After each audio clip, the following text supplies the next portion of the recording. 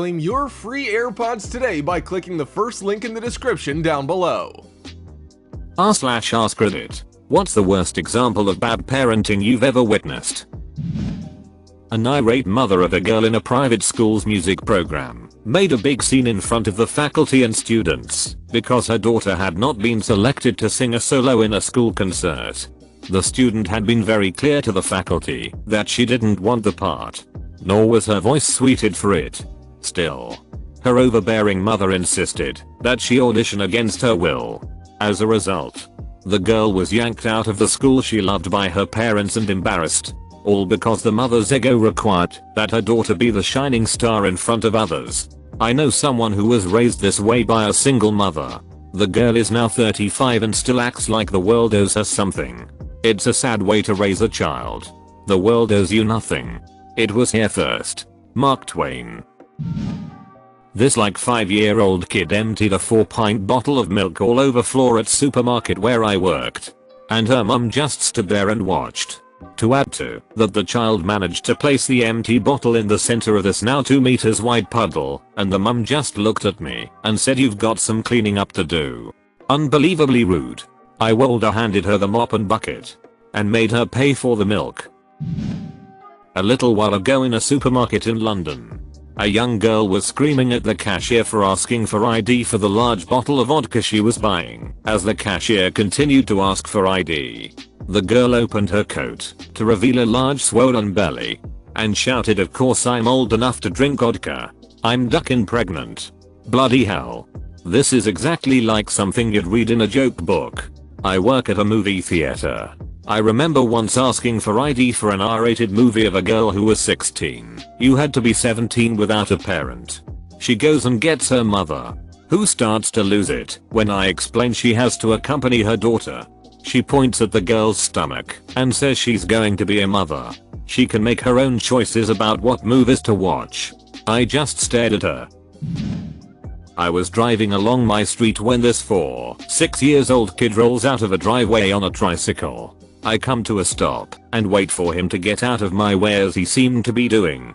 His mother runs down the driveway and just starts screaming at me rather than get her kid out of the road. Another car comes up behind and without waiting just goes around, clipping the kid's tricycle, knocking him on the ground, and the lady just screams at me even more. She wouldn't stop or get out of the way.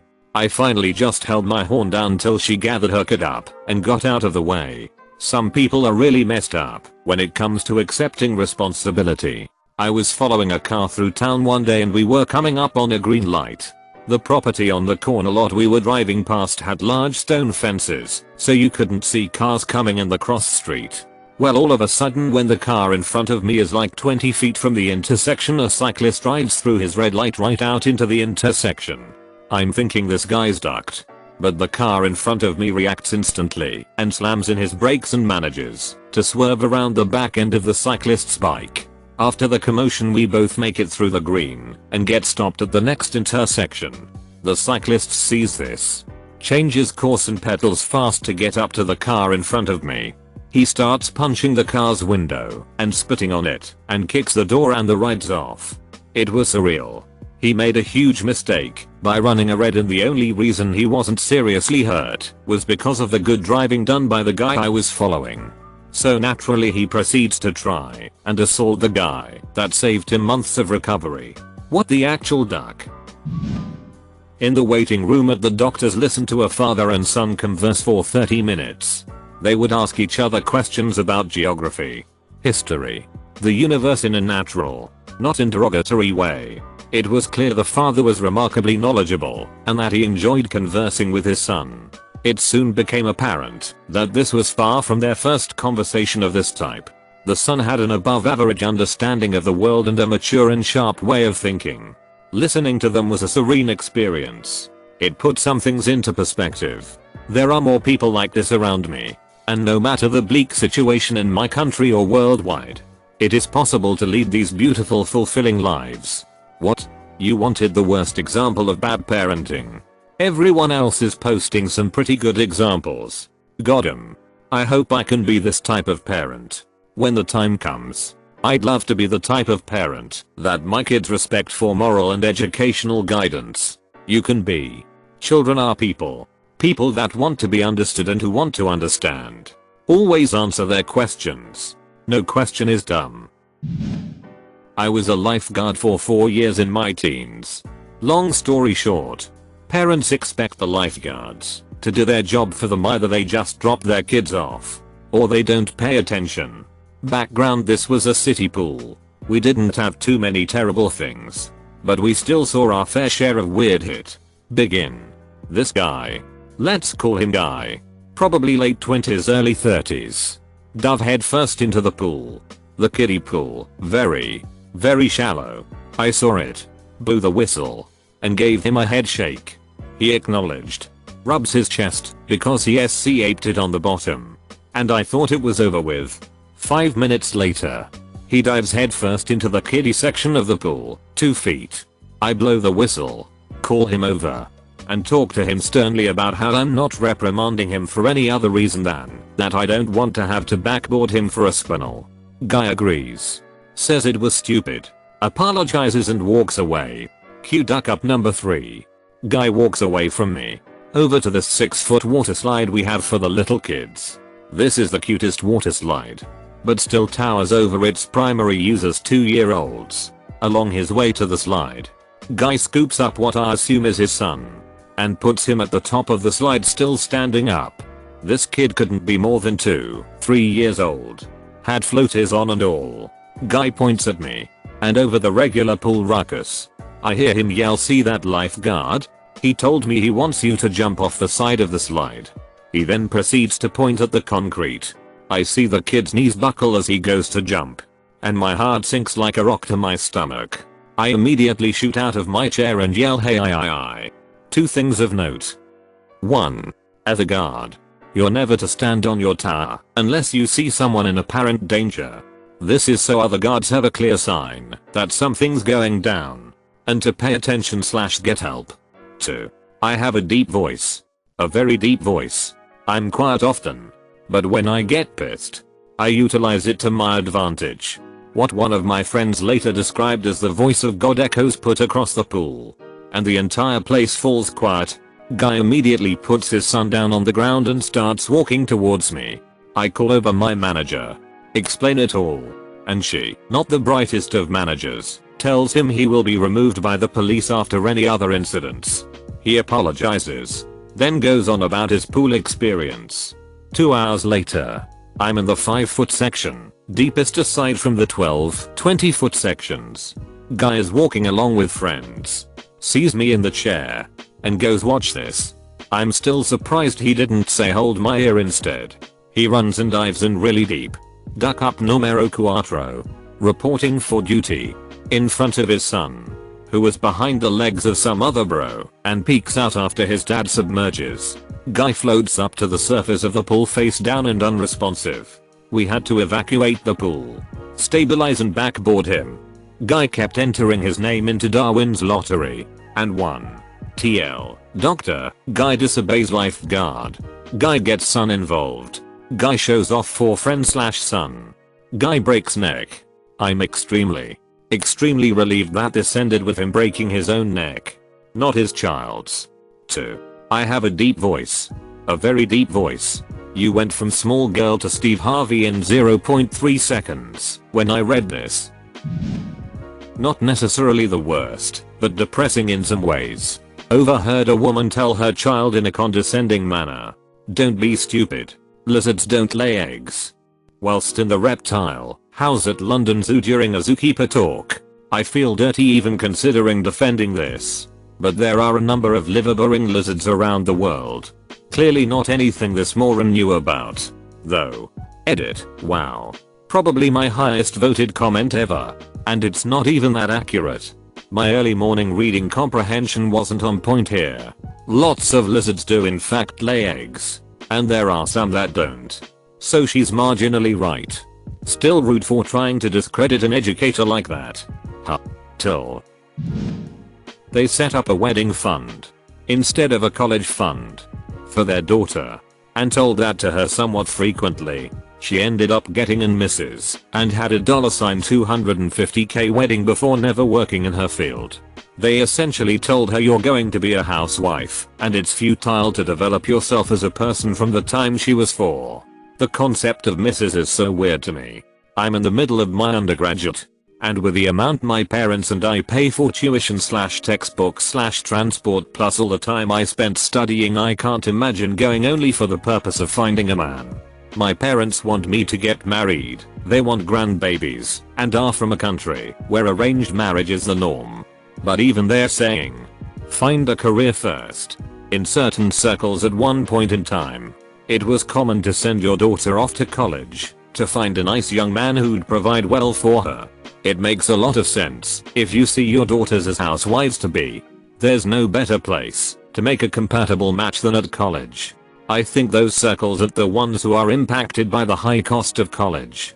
On a related note, I was asked once by my defect professor if I was just getting my Mrs. degree. I was the only woman in a class of 80+. I was getting a BS/MS in engineering who the duck wants to spend every night in lab until 3 AM just to marry and drop out. I'm still angry that he said that to me. When I was a cashier, this mom came in with her son's piggy bank. The kid was with her and must have only been about 6 years old. He wanted to buy a candy bar with his money, but the mom told him no, that his money was going to help support the family. She then proceeded to buy a 6-pack of beer and some cigarettes with the money while the kid watched. The poor boy had tears in his eyes the whole time. I refused service to her, and the manager ended up ringing her up. She was paying with mostly pennies and nickels. And while she was distracted, I saw the boy walk over to the candy rack and wipe the tears from his eyes. I asked him what was wrong, and he told me it had taken him 3 years to save that money. But his mom didn't have a job, so she took it from him. I bought him the candy bar he wanted and gave him a bunch of quarters for the gumball/toy machines. His mom saw him trying to get one of those sticky hands from the machine and then took all the quarters he had from him. Duck that lady. I was reading this with building rage against that woman inside me against that woman. How can someone be so out of his mind to even think about this as an acceptable thing to do? Edit. Better sentence structure. No. I do not have a woman inside me. This was many years ago and it still bothers me to this day. She looked like she was probably on drugs, or at the very least had a drinking problem. But still, that's your kid you're stealing from. I'm a teacher. The examples of bad parenting I could give are staggering. The worst examples end up with me calling Child Protective Services. Like the child who talked about naked family time, or the 14-year-old who left school to play designated driver for parent, or any number of other things. Day-to-day normal bad though is any parent who talks it in front of their child. I don't care who you're bad-mouthing. Don't do it in front of your child. All that comes to school. All of it. Edit. For clarification, the naked family time was from a girl in 5th grade. And there was more to the story. It sent up enough red flags that I contacted CPS. She ended up being removed from the home. I worked as a cover supervisor in a school for a couple of years, and the crap I experienced was insane. I work with 13, 19-year-olds, so they already had enough issues managing normal everyday teenage struggles. But the things some of the parents did to add to their burdens was disgusting. I ended up leaving to work with adult learners, mainly because my degree is in a subject not taught at school level. But it was a relief in a way, not having to watch these kids suffer. I still lose sleep worrying about some of them. Teachers are so underappreciated, and no one seems to consider what you see and have to deal with.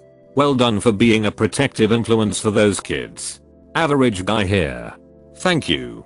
And to every teacher, child services worker, and good parent reading this comment, you are all well and truly beyond underappreciated. Have to not only bear witness to, but deal with the consequences of issues in the community the rest of us prefer not to even think as existing. So many times, despite having a very difficult school life and not really engaging, so many times I think about and regret not expressing my sincere gratitude and appreciation, not just for the way my teachers treated me, but for doing what they do. If you're still at that age where you have school teachers, or know someone who does, please. Please. Please, for the sake of society, do a very little thing to make a very big impact and go and express, even with a simple card, your appreciation for your teachers. My sister was worried that her 7-year-old son wasn't at the level as the other kids and considered holding him back a year. She didn't end up going through with it, but my brother-in-law found this development super funny and kept openly mocking his own son until his own son started crying his eyes out and needing a hug.